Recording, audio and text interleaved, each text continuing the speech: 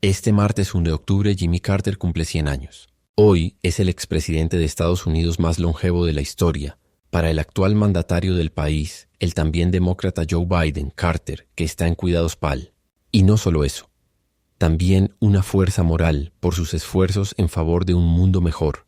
No obstante, hubo un momento en el que se le consideró la persona más afortunada del mundo, o como dicen los americanos, el hombre adecuado en el lugar adecuado.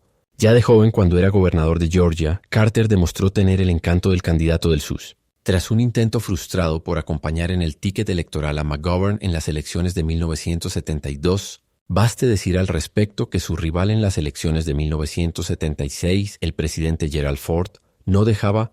A los ojos de la mayoría de los estadounidenses, Ford representaba lo más oscuro de los oscuros años, una década que no solo había visto lo peor de la política estadounidense en forma de escuchas ilegal.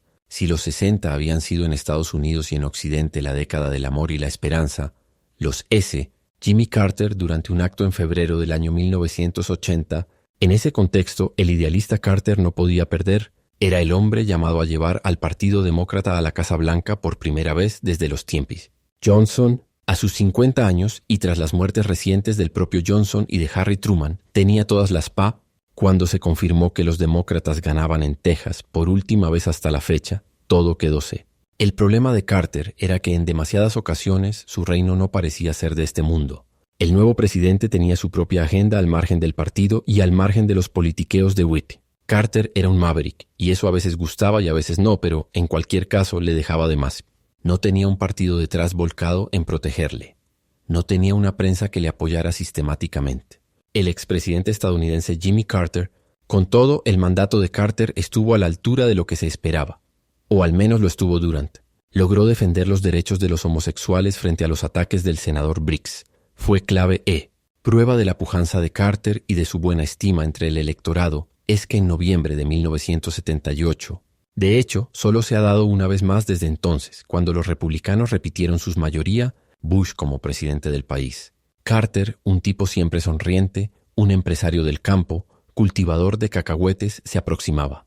Si hay un año negro por excelencia para un presidente estadounidense, delitos aparte, ese año es 19. Empezó el año con un 50% de aceptación entre la ciudadanía y a los 6 meses ya había bajado al 28%. La inflación se disparó a máximos históricos, 13,3% anual. La delincuencia repuntó, la carismática. ¿Podría Carter con su discurso campechano y antisistema haber superado todos esos reveses? Tal vez. Lo que acabó de condenarle fue la crisis de los rehenes de Irán y su gestión errática de la misma. Carter, que ya había recibido con hostilidad la revolución de los ayatolás y que condenaba con firme. Jimmy Carter y Walter Mondale en la Convención Nacional Demócrata en 1976 en Nueva York. Reuters el 4 de noviembre. Varios estudiantes tomaron a la fuerza la embajada estadounidense en Erie.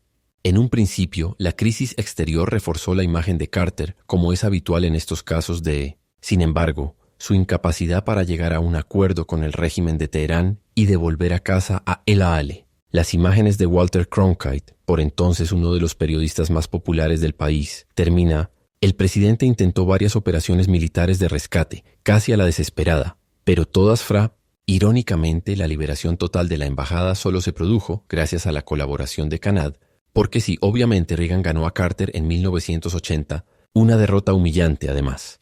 8,5 millones de votos menos que su rival y apenas 49 votos. Esa derrota y esos 2 últimos años de mandato eclipsaron por completo los 2 anteriores. Carter quedaría recordado desde entonces como el hombre que no fue Reagan, que no consiguió endereza.